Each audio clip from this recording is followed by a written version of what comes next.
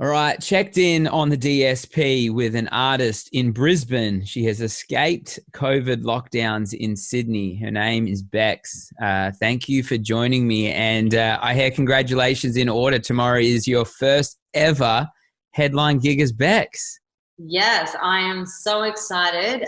It has been a hustle. Obviously, during putting this on during COVID has been a bit of a challenge. Also, I'm new to Brisbane, so yeah, I'm just hustling, and I think it's going to be a great night. We got drag queens, which is like essential for me, and Ellen Reid from The Voice, and yeah, some local other talent. It's going to be fun. Let's get to know you just a little bit. The last 3 years have kind of been a real, I guess, discovery for yourself as Bex and the iteration of who you are as a musician. How has the last 3 years been growing, I guess, this new personality? Well, I mean, I was in Racket, which was an all-girl punk rock band. That was my first kind of major project. And then when that kind of disintegrated, I went to, a live music trip. I played 14 shows there, and I also wanted to get a little bit of exposure as to what's going on in the K-pop market and what's happening there. And then I came home, and I'd always written in a band situation, and I wasn't quite sure if I could even write a song on my own. So I set out on a mixtape, kind of self-appointed project to find out where I was at as a songwriter. And I worked with Kim Moyes from the Presets, Tucker Perry, Muki. In total, I did 28 tracks with 26 producers in 3 months. And, the thing about us, which was a song that I put out later last year, and Devoted came out of those sessions. And I think it just helped me to refine what my sound was going to be, and also strengthen my ability to get into a room with anyone and be vulnerable and tell my story. Did you learn a lot from going to Japan and seeing the K-pop scene and kind of getting a little bit of a chance to, I guess, look at who you were in Australia and who you are in Australia from an outward perspective? Yes, well, I think the main thing that came back from that trip is that I am just a little speck, because there's live music in Japan every single night, and just the abundance of talent just blew my mind. Also, even the engineers, the whole culture was different. I went over there with an in-ears rig and, all of the looms and all this kind of like technical equipment, and setting up in those live situations with no English.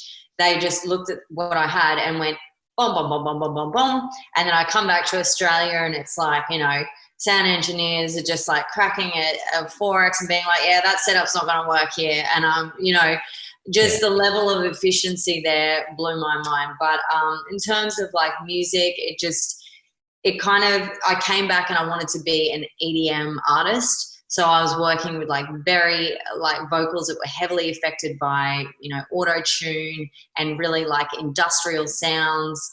And, even though I love that music, it didn't really connect with anyone in Australia.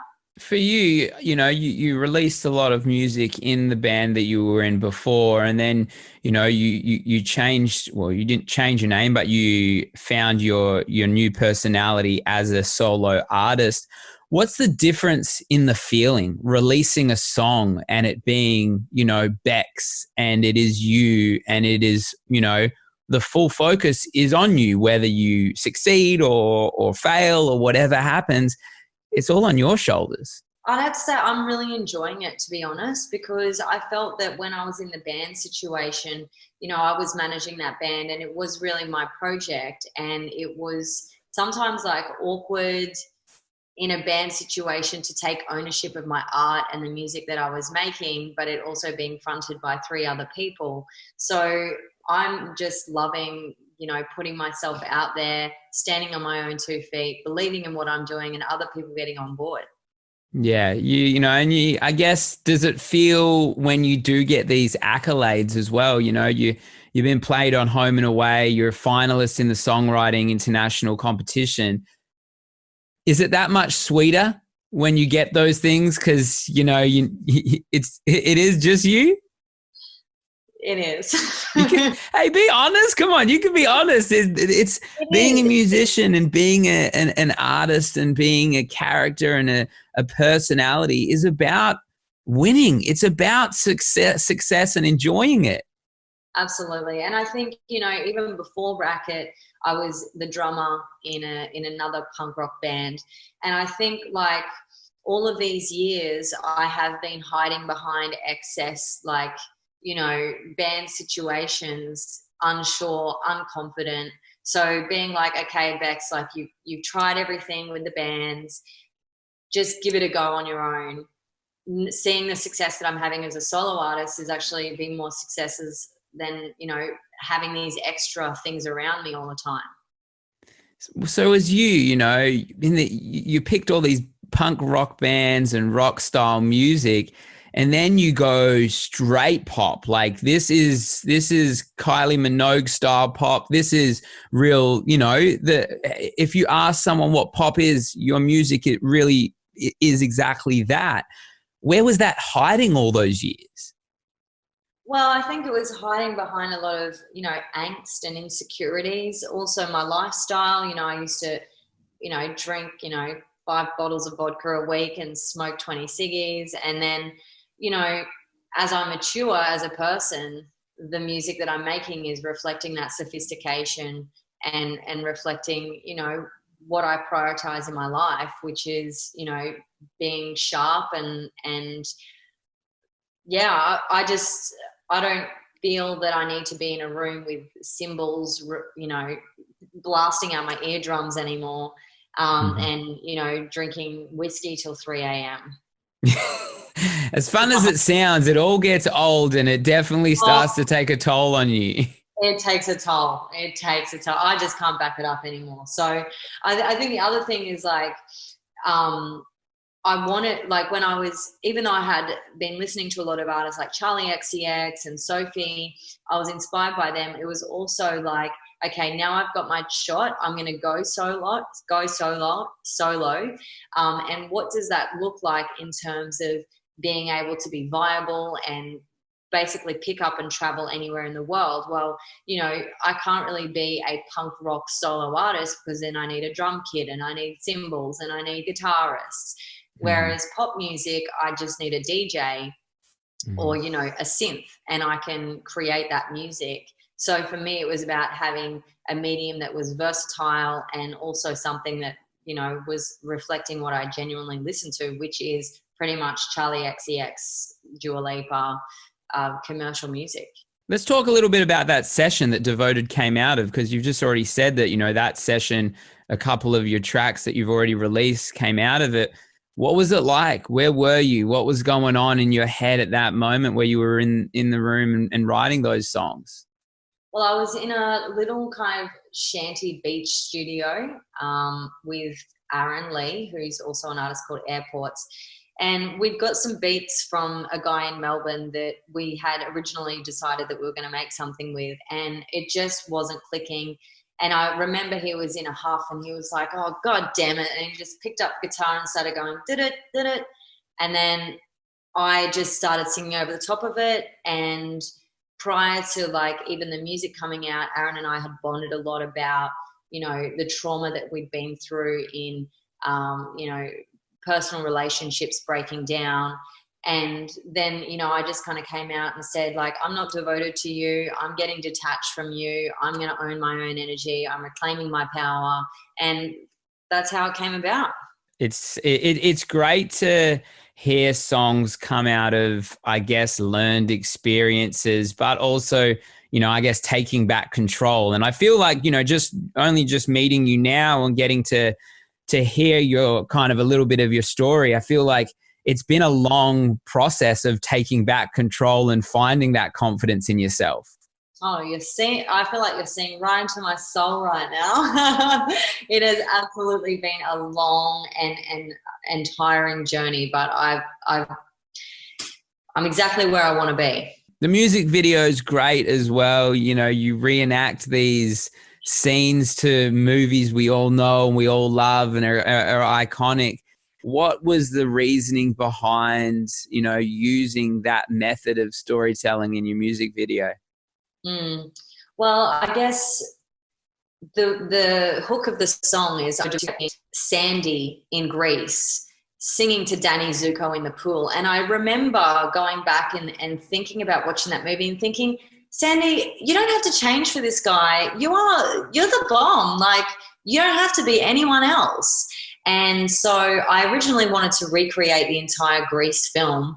And, I'm an independent artist on minimal budget. And I started to plan that out and realize that was not going to work. So then I just took 6 iconic films that have influenced me, that have indoctrinated, ideas and connotations of, women being like swept away by male heroes. And I just wanted to rewrite the narrative for those female characters to reflect the theme of the song, which is about being a strong, independent individual. And so we had ghosts with a giant clay dildo, and Titanic with Rose drowning, Leonardo, and all of those scenes. Books in there, the little boat scenes in there. Yeah, it was, and the whole thing was, the ethos for the project was sustainability and diversity. So every single element of that music video I sourced myself. I just scoured Brisbane's thrift shops and used a lot of glue, and like even every aspect of the styling is all recycled, sustainable material. So I guess that's a sophisticated way of saying, like, no budget, make it good. Yeah, that is the independent way of living, and I think you also, you test your creativity, because it really does take a lot to make a music video. And I think you told an amazing story and you did a great job with it. I love that you touched on the, I guess, the understanding of where you are now with watching Grease and seeing who Sandy was. And, you see those characters differently than you did when you were a 12, 13, 14, 15-year-old kid watching the movie. How does that feel for you, knowing that, people will be listening to your music and there will be kids that listen to it as a 12-year-old girl or a boy, and they hear it completely different than when they go back and they listen to it in 10 years and they maybe get and understand a little bit more about what you're actually talking about? Yeah. Well, I just hope that, anyone that's listening is like using my experiences as a way to like rapidly get to where I am now so many years later. I mean, my love life is absolute rubbish, like, and I'm still learning. And I think that quest for love is evident in the music that I write. I just want, young men and women to learn from my mistakes, basically, and go, hey, you don't have to compromise on what you think your value is. Rejection is part of the journey in finding real love. Confident, you need to be confident. And I hope that it helps people recover from rejection and also give them confidence. Yeah, I love that. It hurts me to say to you, what have you got for the rest of this year? Because I feel like I was just saying recently, what have you got for the beginning of 2021 to artists when I'm talking to them on this show? But yeah, we're in the 8th month. We're about to tick over to 9. What is on the play? I'm stoked that you have a performance tomorrow, but what does the rest of the year look like for you? Well, I'm obviously going to be releasing more music. And I've got something coming up with IKEA. I've just partnered with IKEA for a concert roulette with Live Nation. I'm one of their 30 global artists. And I think for the rest of the year, I'll just be songwriting and reaching out, doing a lot of top lining. Devoted's got a 6-track remix pack coming out on the 22nd of September with Double Drop, Big Boss, Soul. It's insane. So I'll just be writing more. I'll be looking for more opportunities and trying to get myself out there in my hometown of Brisbane. You very much skated across having a collaboration or working with one of the biggest companies in the world, IKEA, you Yeah. know, who doesn't have a piece of IKEA furniture in their home? For Yeah. you, you know, having a company like that want to be a part of, you know, your journey and your music and, you know, telling your story, what's that feeling like for you as an artist? It's great. It's giving me goosebumps even when I think about it. You know, I've wanted this for so long. So, and I've, reflecting back, I fought it so much with the punk band stuff, like, you know, anti-establishment, anti-commercial. Now I'm like, bring it on. I'm ready. Let's go. Sunrise. I'm on the phone. Let's go. You know, like Mm-hmm. I'm just, it's just things that keep me going because I am independent. You know, I don't have any backing. Everything I do is myself. So yeah, these opportunities mean a lot to me. Yeah, don't put barriers in between yourself and making money, girl. It's part of the gig is you got to get out there. You got to make the money because that's how you prolong the career. Absolutely, baby. Absolutely. Well, Bex, I appreciate your time. You do have an amazing voice, an amazing song out right now, Devoted. If you haven't heard it, go check out the song and the music video. Appreciate your time, and you've always got a home right here on the DSP whenever you drop. Thank you so, so much. It was a pleasure chatting with you today.